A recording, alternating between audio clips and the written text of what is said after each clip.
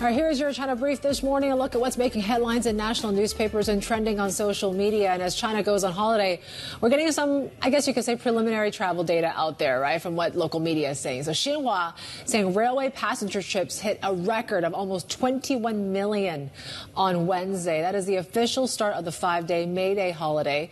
China Railway says the network is expected to handle 144 million passenger trips from April 29th all the way to May 6th. And residents aren't just traveling domestically. The Global Times says data from travel agencies shows a strong surge in overseas tour bookings. International flight bookings for the first day of the May Day holiday reached a record high. We're talking jumping 20% compared with 2019. So looks like they're heading out. Holiday travel also trending on Weibo, and many users are commenting on how crowded some of these tourist places are. Some reactions like, I'd rather stay at home. I don't want to see people mountain, people sea. 人山人海.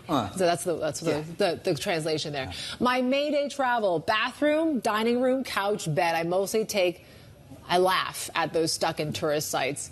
And someone said, I would suggest avoiding Changsha. It's crammed like cookie jars right now. So some of them are avoiding it. Also trending, young people eyeing less famous or niche places to avoid crowds. Examples include Shantou, Huizhou in Guangdong, and Zhoushan in Zhejiang province as well. Yeah. That sounds like a weekend, actually, for most of us, right? Which is, what is it? So bedroom, bathroom, living room, and kitchen. That sounds like a regular... You'll get bored after 3 days. Yeah. No, but, it's interesting because... So this is coming at a time where... we were talking earlier with UBS and Eva Lee, right? So what are the next things we need to watch for this rally to continue? And number one on her list, if not near the top, is spending. Per capita spending. Yeah. Not where they're going. Not volumes. No, not numbers of not how numbers, many people. not Xiaohongshu posts per capita, for example, right? Spending, and because it's a reflection that the woes in the property sector have somewhat diverged from consumer confidence, right?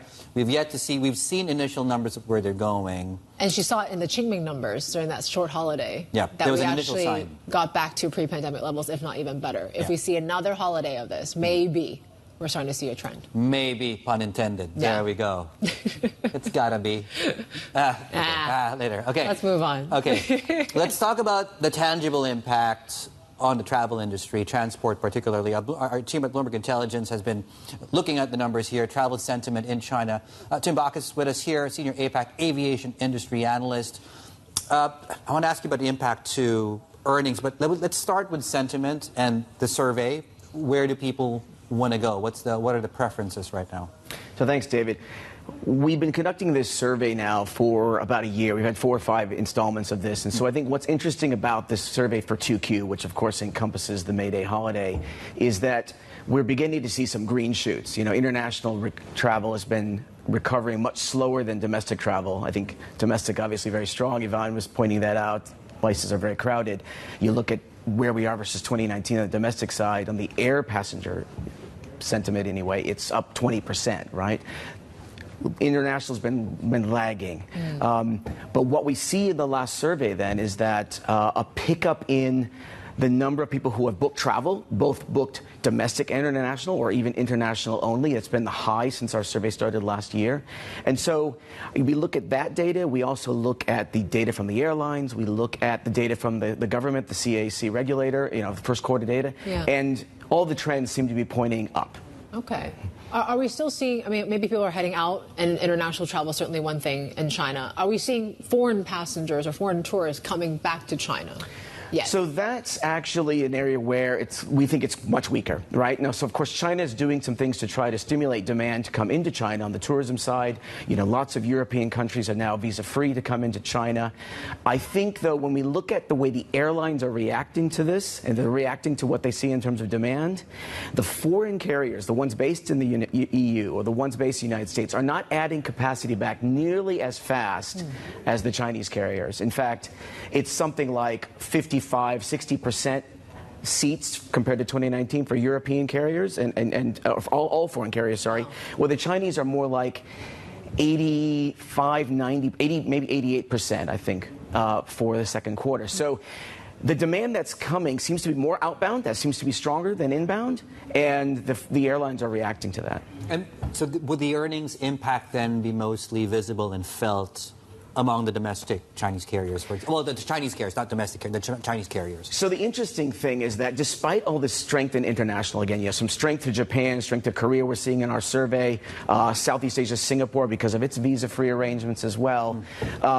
You would think then, okay, this has been positive for earnings. But what we saw in the first quarter earnings that came out just only last week and earlier this week is that if you're exposed to international, you haven't done as well. The airlines with domestic exposure have done much better. Spring Airlines, Hainan Airlines, Junyao, which are less exposed to international, even China Southern, the only one of the big three to make a profit in the first quarter, is the largest airline domestically and the smallest internationally. China Eastern and Air China made losses for the first quarter. So it's not translating yet, that international outbound travel, it's not necessarily translating to earnings yet.